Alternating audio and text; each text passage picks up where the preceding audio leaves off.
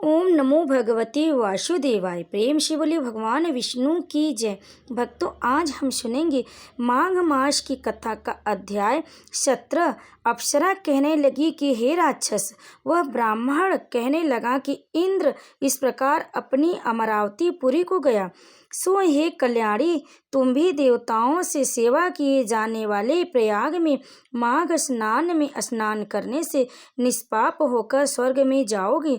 सो मैंने उस ब्राह्मण के यह वचन सुनकर उसके पैरों में पड़कर प्रणाम किया और घर में आकर सब भाई बांधव नौकर चाकर धनादिक त्याग कर शरीर को नष्ट होने वाली वस्तु समझकर घर से निकली और माघ में गंगा यमुना के संगम पर जाकर स्नान किया। सो हे निशाचर, 3 दिन के स्नान से मेरे सब पाप नष्ट हो गए और 27 दिन के पुण्य से मैं देवता को हो गई और पार्वती जी की सखी होकर सुख से निवास करती हूँ। इसलिए मैं प्रयाग के महात्म्य को याद करके सब देवताओं के सहित माघ में प्रयाग स्नान करती हूँ। सो मैंने अपना यह सब वृतांत तुमसे कहा। तुम भी इस योनि में पड़ने और कुरूप होने का सब कारण कहो। तुम्हारी दाढ़ी और मूछें बहुत बड़ी बड़ी हो गई हैं और पार्वती की गुफा में वास करते हो।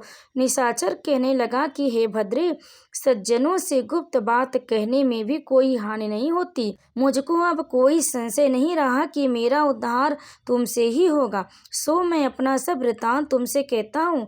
मैं काशी में वेदों का ज्ञाता था और बड़े उच्च कुल के ब्राह्मण के घर में जन्म लिया था। मैंने राजा, पापी, शूद्र और वैश्यों से अनेक प्रकार के दान लिए। मैंने दान लेने में चांडाल को भी नहीं छोड़ा। उस जन्म में मैंने कोई भी धर्म नहीं किया, वहीं पर ही मृत्यु को प्राप्त हो गया। तीर्थ स्नान पर मरने के कारण नरक में नहीं गया।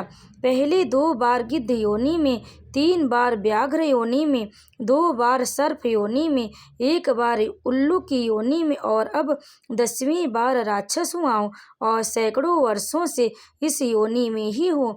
इस स्थान को 3 योजन तक मैंने जंतुहीन कर दिया। बिना अपराध के बहुत से प्राणियों को मैंने नष्ट किया। इस कारण मेरा मन अत्यंत दुखी है। तुम्हारे दर्शन से चित्त में कुछ शांति अवश्य आई है, क्योंकि सज्जनों का संग तुरंत ही सुखदायी होता है।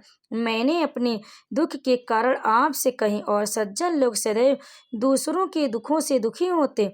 अब यह बताओ कि इस दुख रूपी समुद्र को कैसे पार कर सकता हूँ। क्या क्षीर सागर हंस को ही दूध देता है, बगुले को नहीं देता? दत्तात्रेय जी कहने लगे कि इस प्रकार उसके वचन सुनकर कांचन मालिनी कहने लगी कि हे राक्षस, मैं अवश्य तुम्हारा कल्याण करूंगी।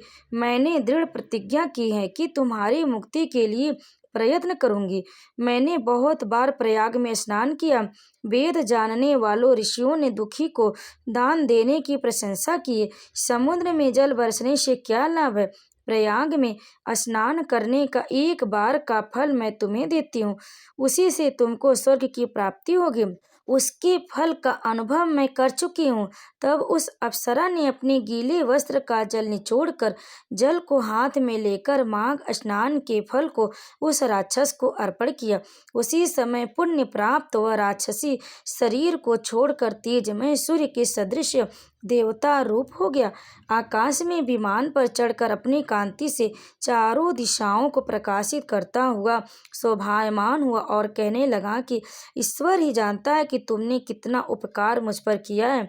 अब भी कृपया कुछ शिक्षा दो जिससे मैं कभी पाप न करूं। अब मैं तुम्हारी आज्ञा पाकर स्वर्ग में जाऊंगा। तब कांचन मालिनी ने कहा कि सदैव धर्म की सेवा करो, काम रूपी शत्रु को जीतो, दूसरे की गुण तथा दोषों का वर्णन मत करो, शिव और वासुदेव का पूजन करो, इस देह का मोह मत करो, पुत्री पत्नी धनादि की ममता त्यागो, सत्य बोलो, वैराग भाव धारण कर योगी बनो। मैंने तुमसे यह धर्म के लक्षण कहे। अब तुम देवता रूप होकर शीघ्र ही स्वर्ग को जाओ। दत्तात्रेय जी कहने लगे कि इस प्रकार गंधर्वों से शोभित वह राक्षस कांचन मालिनी को नमस्कार करके स्वर्ग को गया और देव कन्याओं ने वहां आकर कांचन मालिनी पर पुष्पों की वर्षा की और प्रेम पूर्वक कहा कि हे भद्रे, तुमने इस राक्षस राक्षस का उद्धार किया। इस दुष्ट के डर से कोई भी इस वन में प्रवेश नहीं करता था। अब हम निडर होकर विचरेंगे। इस प्रकार कांचन मालिनी उस राक्षस का उद्धार करके प्रेम पूर्वक देव कन्याओं से क्रीड़ा करते हुए शिवलोक को गई। तो प्रेम से बोले भगवान विष्णु की जय। ओम नमो भगवते वासुदेवाय। भक्तों, माघ माह की इस कथा का अंत तक श्रवण करने के लिए आप सभी भक्तों का बहुत बहुत धन्यवाद। अगर आपको यह कथा पसंद आई और आपको यह अध्याय अच्छा लगा तो वीडियो को लाइक जरूर करें, शेयर करें और कमेंट में विष्णु भगवान की जय लिखकर हमारे चैनल को सब्सक्राइब जरूर कर लें। आप सभी भक्तों पर सदैव भगवान विष्णु कृपा सदैव बनी रहे। हरि ओम नारायण वासुदेवाय।